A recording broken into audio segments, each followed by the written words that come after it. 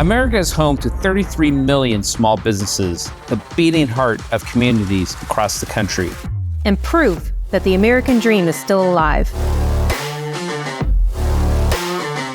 This is a show about those dreamers and doers and the communities they serve.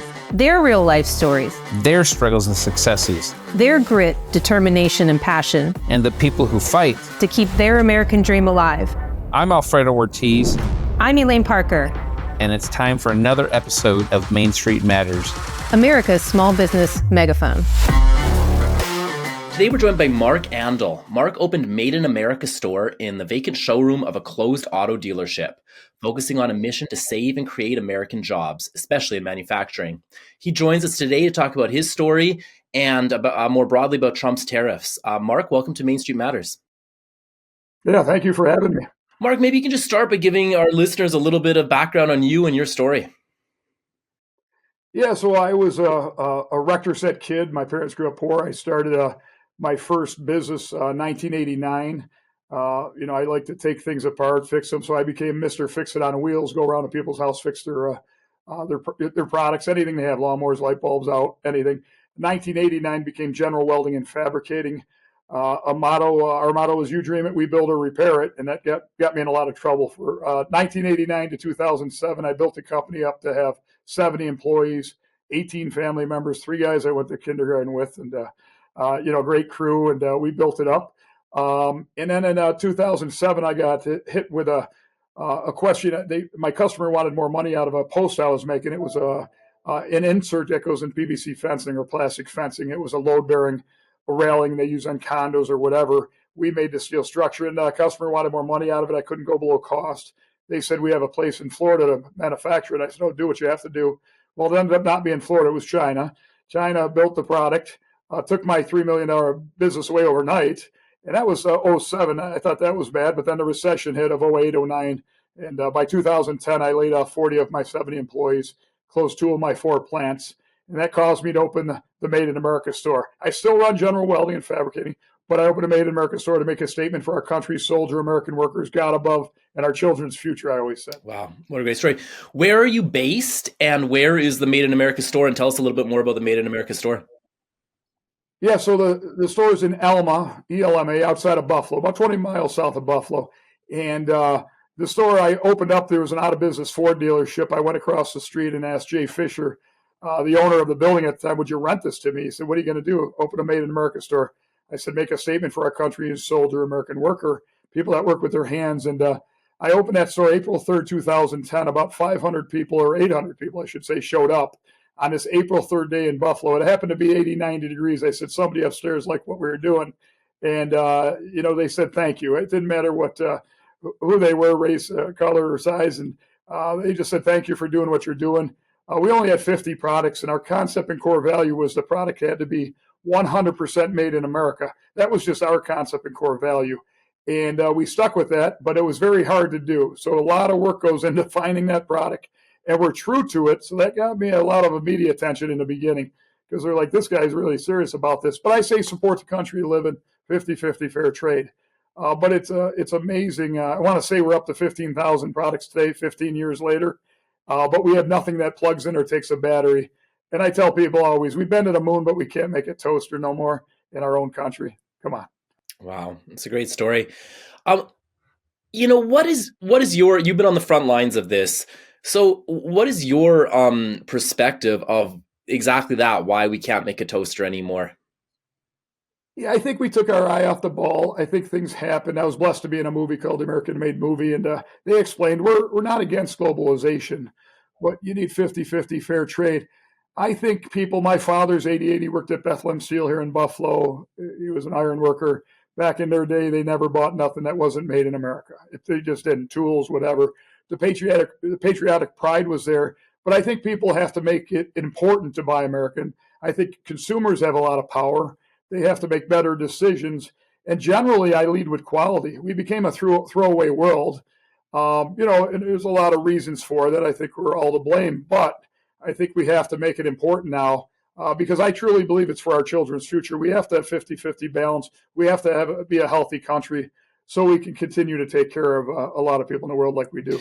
Yeah, that's interesting. Yesterday, I interviewed a chemical manufacturer from Pennsylvania, and his name's Guy Berkebile, and he was saying exactly that.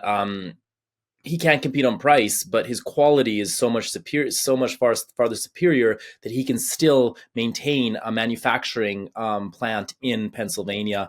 Is that essentially your recommendation to the manufacturers left in the States? Is just really try to perfect that quality aspect? Yeah, so I support entrepreneurism too. I tell everybody if you want to be an entrepreneur, you got to get used to working 100 hours a week and give up your 40-hour job. I put a lot of time. I try to help everybody. I tell them stay hungry, never quit. I've had the toughest last 4 or 5 years I've had in my 39 years of business. But manufacturing our country, manufacture is the heartbeat of America.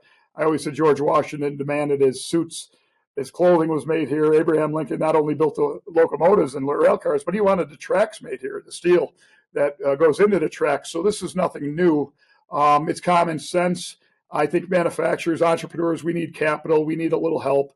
Leveling the playing field. I love the, if the tariffs come on, I said, if you don't like tariffs, buy American, buy within your borders.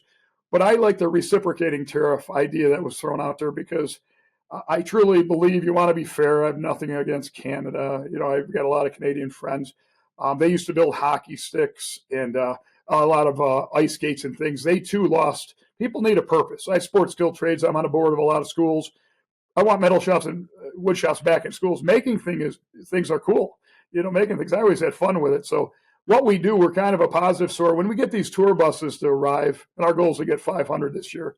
We've had 1,400 tour buses visit our Made in America store, the little town of Elma. Never thought I'd be a destination. They come, they're happy. They love to see what Americans are making. I support entrepreneurs and inventors, and I give them space in my store, to get them off the ground. Any way we can help them. We support our veterans. A lot of what we do is just common sense, but people love to see, Channel Lock pliers or candied or old nostalgic candies that were made. But our demographic that really gets it is 50 years old to 90, and we got to educate our kids. I think it's a culture change, but I say, hey, buy one good tool or garden hose that lasts you 50 years instead of buying one that's cheap every year. So, there's a lot to this. Mm-hmm. Yeah, it's a really interesting, the consumerism aspect. I didn't think about that coming into this interview, but, one of my frustrations with the left and their obsessive focus on global warming and climate change is I think they've taken their eye off the ball of the broader environmental problems with our consumerist society, where you buy a piece of clothing and you wear it once and throw it away, and all the plastic crap from China is bought and thrown away. And there's no real demographic talking about that because the whole environmental movement has totally been subsumed by carbon dioxide and global warming. Yeah, they get too far out there. We have to get our country healthy again. I live and breathe my business, and I'm having tough times. You got to bring in more money than you pay out. It's pretty simple. Cash flows the oxygen of our companies. Same as for the country. We can't just print money and give it away. We got to have controls. That's why I like a business leader, somebody that's had business, because if you haven't worried about a payroll on a Monday, you haven't really worried about a lot. We make our own money nobody's giving me money. I got to live and breathe my businesses every day. And I believe in my people trust me because their livelihoods are my responsibility. So we love, making things in America. Again, manufacturing, the heartbeat of America. Buffalo used to be a strong, strong city, second largest in the country back in the turn of the century, 1900s, early 1900s. I think that can come back, but you're going to do it with streamlining, automation, 3D printing, the way you beat China. And I say, our favorite shirt was Made in America store that I'm wearing. On the back, it says, because China's a long drive to work. I've been pushing that for 15 years. So what's going on with the Trump administration is nothing new to me. I've got a saying for a lot, buying Americans common sense. It just is support the country you live in. I've interviewed with the Japanese, South Koreans. They believe in the same mission. My mission is to create and save quality livelihoods in the United States of America by increasing American manufacturing for our children's future. I've lived this for 15 years. I was born patriotic. I do love America, and I think you should love the country you live in. Mm-hmm. Mm-hmm. I'm going to try to take the free trade perspective for a second here. From what I understand, where you are in upstate New York, there's been a suction of economic activity to across the border to Pennsylvania because of the fracking and because of maybe less regulations in that upper tier of New York. Is that true at all? Yeah, I build with General Welding and Fabricating. I'm into military work for Northrop Grumman, and I do oil mining work. When Biden got elected, that administration really hurt us. And I try to stay out of politics. But wow, we can't have these big swings left and right. But over-regulation, like you were saying in the beginning, climate change, I believe in it. But we just had one of the coldest winters in Buffalo and the most snow in 10 years. Women are done. This is the last week of February. Yeah, I'm here in Grand Rapids, Michigan, another good manufacturing hub, and it hasn't been a day above freezing in 2025. Why I bring that up, I sell snow removal equipment, snow and ice control equipment, Boss snowplow plow from the UP Upper Michigan. Great. So, women blame me for the cold and snow. Mm-hmm. We have a lot of fun with it, but it's helped us. We've had 3 tough winters that no snow. But if you're a business that is built on snow or winter-related items and products and services, you need that. So, there's a lot to that. But yes, Pennsylvania is easier to run a business. New York's tougher. I love New York, but very tough to run a business. So the premise of that question is the idea of is a bit of a microcosm between New York and Pennsylvania and say the US and another country. And is there policy changes that we could make, tax cuts, deregulation, getting a handle on our debt and deficit so there's not so much inflation, that would make it easier for a business to outcompete their foreign competitors? Absolutely. And honestly, Trump administration's on that right now. You're putting tariffs on countries. I love the reciprocating. If they don't tax us, we won't tax them. I always say, if you want to grow America again, tax the imports. I want shipping containers to leave full, not empty, like they are, we're receiving so many products. But if you want to grow manufacturing, you've got to make change, policy change, but lowering the corporate tax rate will do that. And they are working on that. They want to put it about 15%, I believe. And that'll make it very attractive for American companies that left their own country to make products in China. That'll keep them at home. Easier ways to get capital. The number one problem, I talk to a lot of entrepreneurs, inventors trying to get into business. You can borrow from mom, dad, family, but you got to make it easier to get capital from banks. SBA, Small Business Association, hats off to them. They've helped me in my life. We need more programs to help American manufacturers and business grow here and survive here.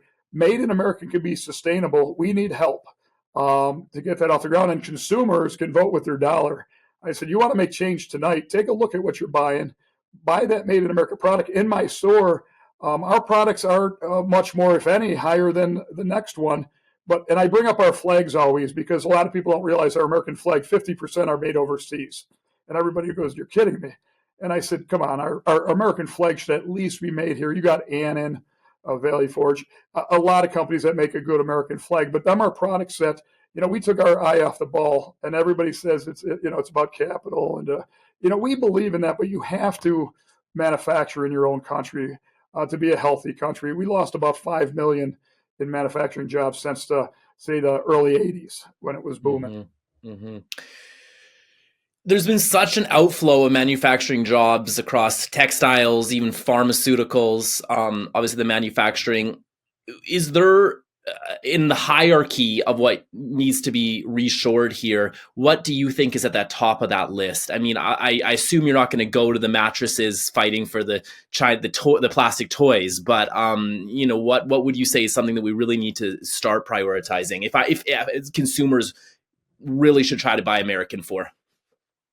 Well, I laugh. I've got tools, Genelec tools and clothing and whatnot. But the pandemic taught us a lot. All 100% of our drugs are basically made in China. If it's not the drug itself, it's the base. The PPE products, from masks, the gloves, things that we need, the rare earth minerals that are used to guide our missiles. So there's items that should never be given away to other countries that we do. Consumers can just make better choices. They said, well, consumers wanted a lot of this product, so China made this low-cost products. I think consumers can make better choices, and if it says made in China, put it back, because you're supporting child labor, you're supporting non-OSHA, non-clean environments. you're really doing a lot by purchasing that product. Now, I know the person doesn't really know, but you got to get a little educated on what buying made means and how clean our country is to produce a product and all the good things that come from producing that product.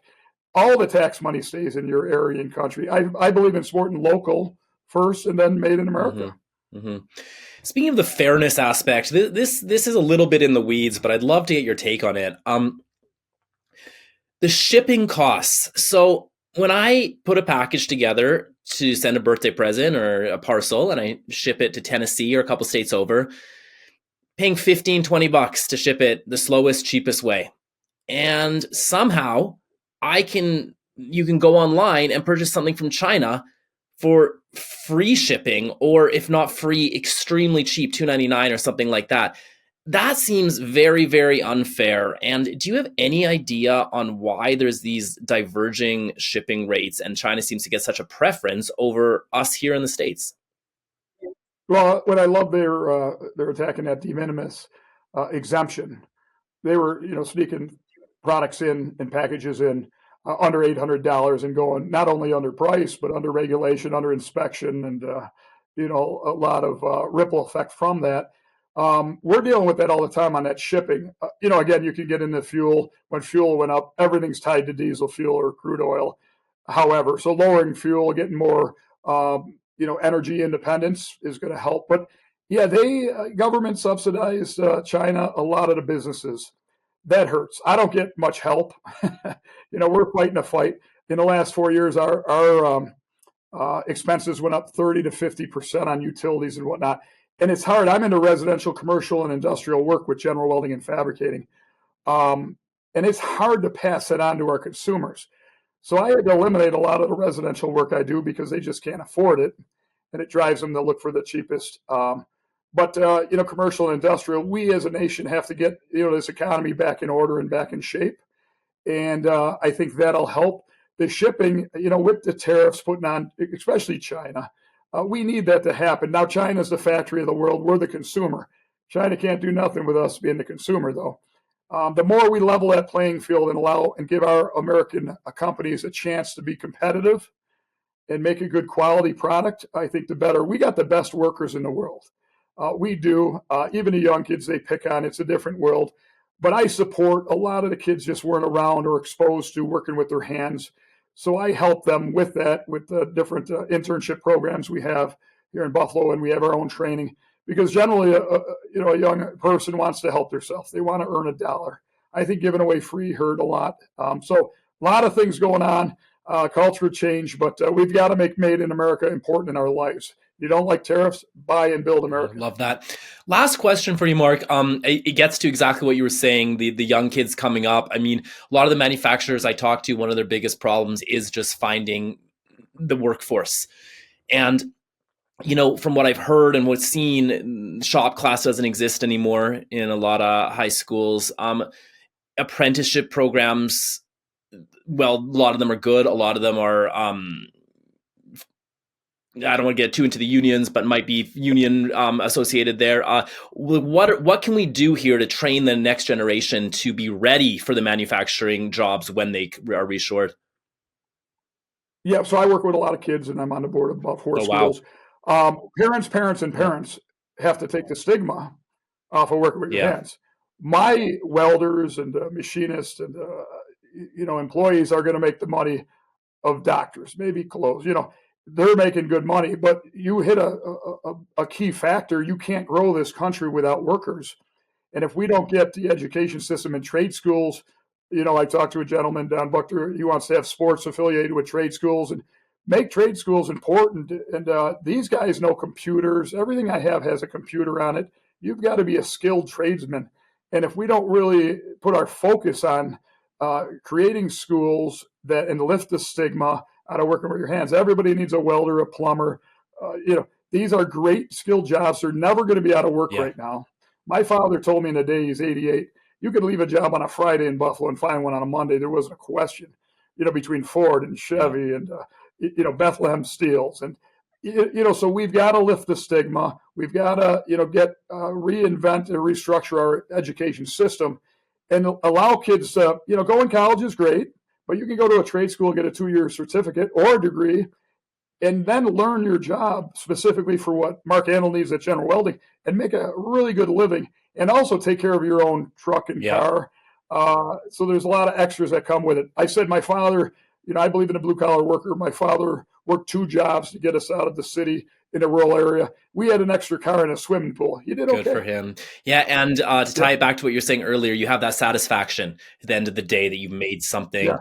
It's you rewarding. built something. You're not in front of the matrix of the screens all day long. So, Mark, where can people learn more about you and your store? Yeah, so at General Welding and Fabricating, we got gwfab.com as a website. A lot of photo galleries, cool things to look at. Our motto is, you dream it, we build or repair it. So that gets me in a lot of trouble. At Made in America store, it's madeinamericastore.com. A lot of information there. If you got a product you want to put in our store, we've got a system, a process to get it into our store. A lot of people say, Mark, you make it tough. But it is. I'm very true to what I do. We help manufacturers find screws and bolts or nuts to change their product to make it 100%.